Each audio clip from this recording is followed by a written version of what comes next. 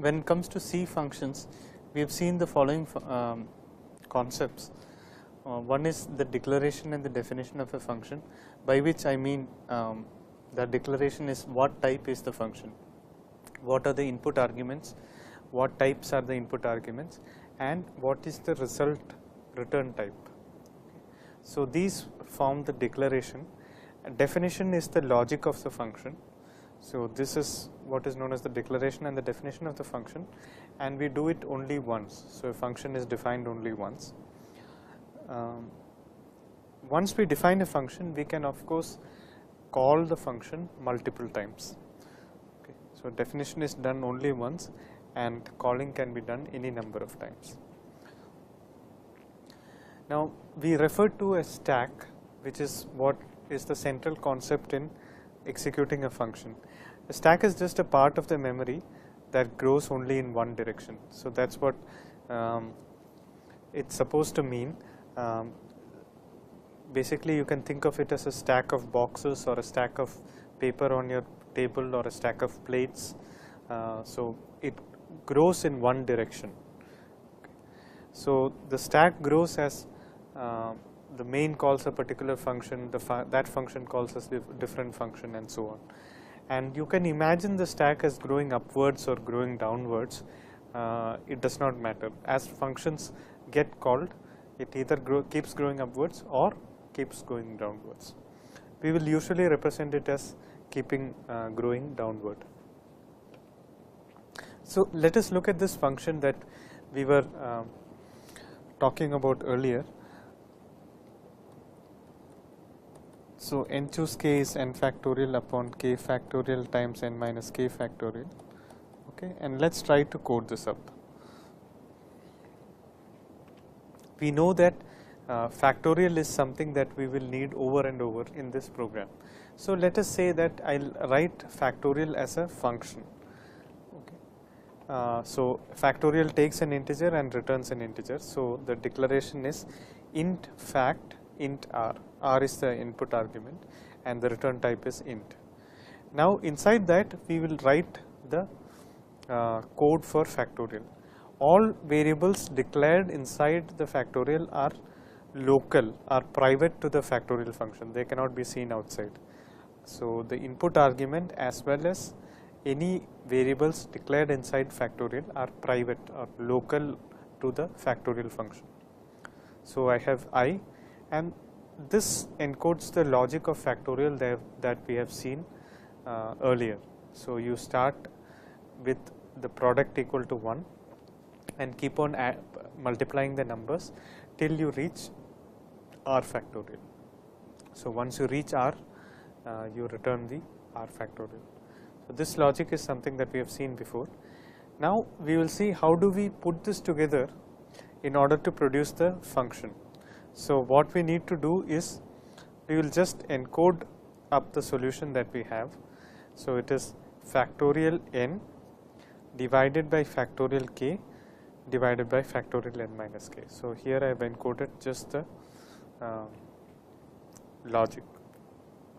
So even though division is involved, I know that when I do nck, the result is always going to be an integer. So I can declare it as int res. So this part is known as the definition of the factorial function. Okay. So this part is what is known as definition. Okay. And each of these are what are known as calls.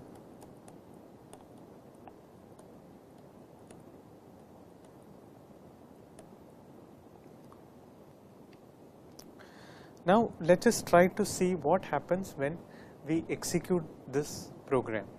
Okay. So regardless of how many functions have been defined, whenever you start executing a program, it always executes the first line of main. Okay. So let's try to add some temporary variables, because we call this function 3 times in this main. Let's try to separate them out into 3 separate calls, just for the sake of clarity. So I'll add a slightly larger code. This is not proper C code, let's say that I have 3 extra variables which I have declared up, int t1, t2 and t3. Now t1 will be factorial of n, t2 will be factorial of k, and t3 will be factorial of n minus k. I have separated these out so that I can clearly explain what happens when the code executes. Let's say that I want to calculate 4C2. Okay. Now first, when the program starts executing, you start with the main on the first line of with the code on the first line of the main. So you scanf n and k. So n is 4 and k is 2. Now you do t1 equal to factorial of n. So when t1 equal to factorial of n is called, what you do is you set up the return value and return address. Okay, so return value is not yet decided. Return address is 5 because you have to go back to line 5 of the code. So that's why the return value is 5. Also, what do you need to do? You need to copy the parameter value, which is 4. So this is the actual parameter 4, and you have to copy it to the input argument r. Okay, so r is the input argument. R should be assigned to the value n here. N is 4. Okay. So that is known as passing the argument. Now once that is done, the code can be seen as jumping to factorial. Okay. So as soon as the function is called, you actually pass the execution to the factorial function. Now inside the factorial function, you have 2 local variables, I and ans, which is answer. Okay. And we start executing the factorial function. So let's see what happens when we execute the factorial function. Okay, so far we have passed the arguments and so on. Okay, now I have just hidden the part of the stack that was used for main, and let's focus just on the factorial function. This computes the factorial function that we are familiar with. There is nothing new here. So it has a variable I which keeps track of how many times the loop has executed, and r is, notice, 4.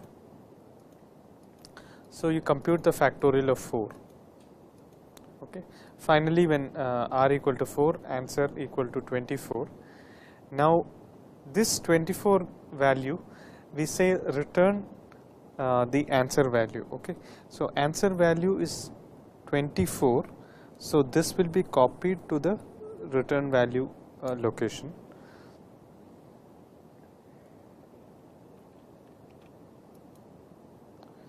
Okay, so the return value will get the value 24, and now jump back to return address. So return address is line 5. Okay, so we will jump back to line 5, and there we will say that t1 equal to 24.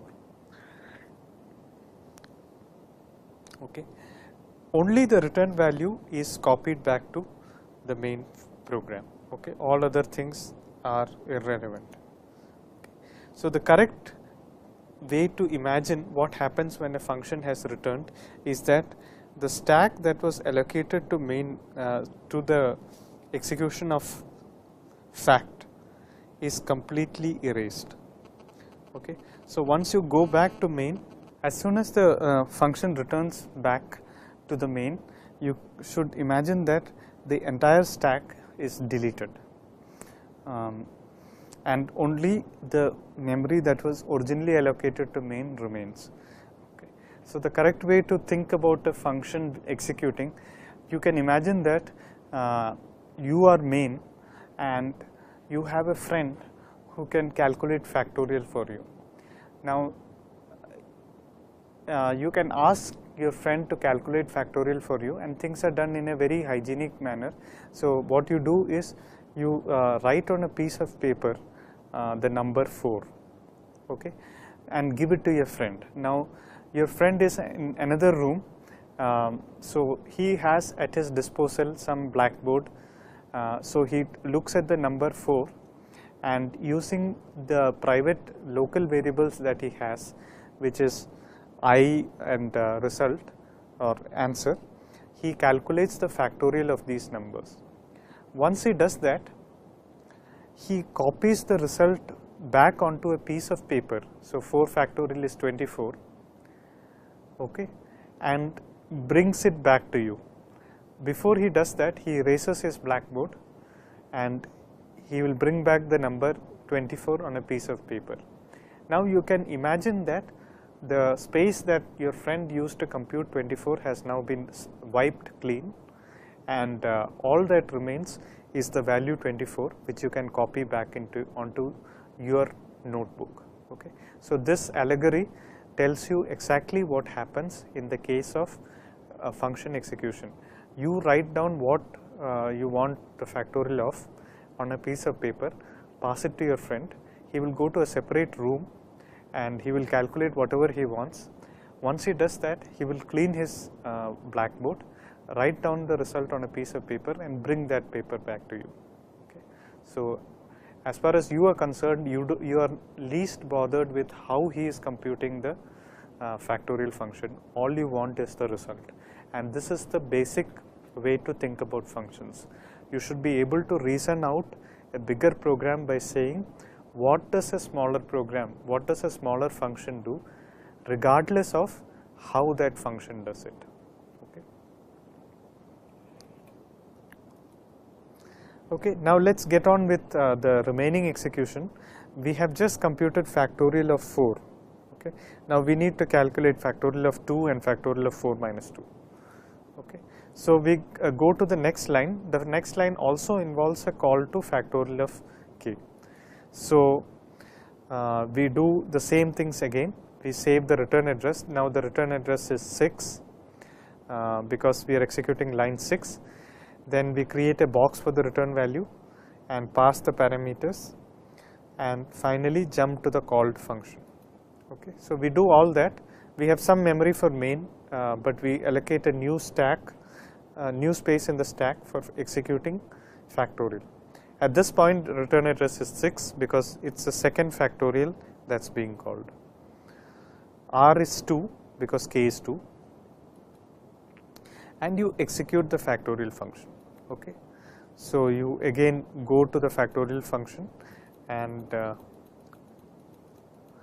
calculate 2 factorial. 2 factorial is 2, so that will be transferred back to the return value, and now you can imagine that you will get back to the address 6, okay, where T2 will have the value 2. So once you do that, again the thing to imagine is that this slate is wiped clean and all the memory that you allocated to the stack is now free. So once you are back in main, all you have is the memory for main. Okay. Now there is a third call to factorial.